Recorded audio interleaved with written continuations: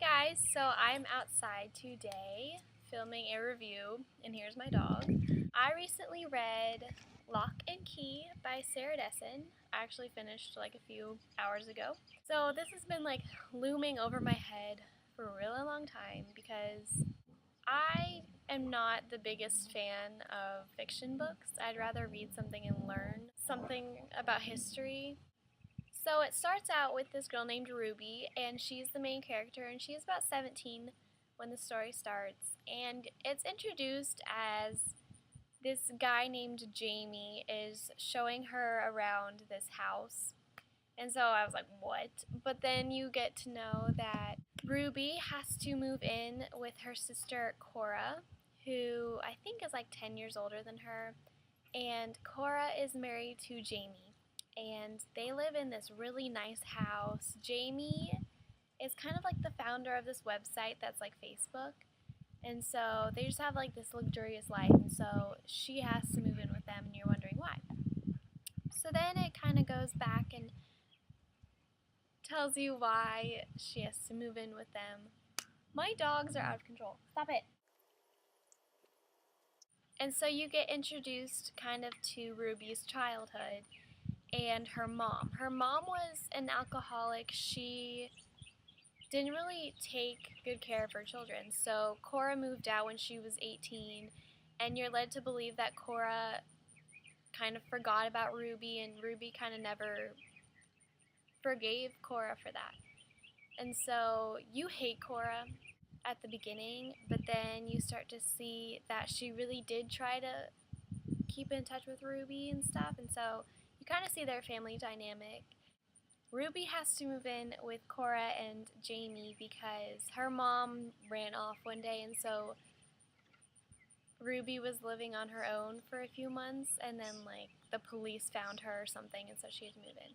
And so she goes from going to this really poor high school to going to this super like rich and snotty one, and her life just kind of changes, and she meets this guy. Yeah, his name is Nate, and he is the next door neighbor of Cora and Jamie, and he is a really popular kid at school, and so you kind of judge him at first for that, and you're like, oh, he's just like a snooty rich kid, but not at all.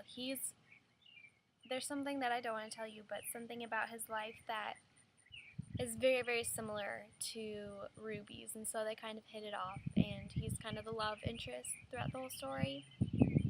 And towards the end, though, they kind of have this fight, and so there's only like 10 pages left, and you're wondering like what's going to happen. You're thinking it's a cliffhanger, but everything works out in the end. She has a key around her neck as like a necklace kind of thing, and that was the key that used to go to her house that she lived with her mom.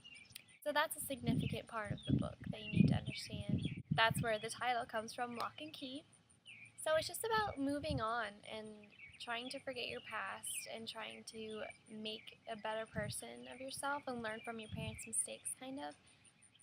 And it's a really good book. It's a really, really quick read, and I recommend it. I'm going to look into more of her books because I really liked it. She has like really deep characters, and it's not all like happy all the time. Another important part of the book is for an English assignment that she is given. She has to go around and ask different people kind of their definition of what a family is.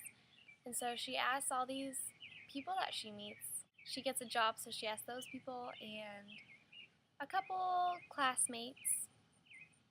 And so at the end, she finally says what she thinks family is by all those people's answers, and it has you wondering because she says, you know, family isn't all blood. You're not tied down to just blood family. You can have friends that are like family. And it was really sweet. I liked it. And I think if you have a broken family, you can really like connect with Ruby and what she's going through. And she's a really interesting character. I really liked her because she was not perfect, and things kind of really turned out well for her, and that can really give hope to people. So I really liked the book, and I really recommend it. It's not too long, so it shouldn't I don't know. The only thing I don't like is like the back of the book. There's just like this picture of this woman, who I am assuming is Sarah Dessen, but it has like nothing about her. I just thought that was kind of weird, but yeah. So there's the key, and it's just a really good book, and I'm really glad I read it. So please check into it, and thank you guys for watching, and I'll see you in my next video. Bye!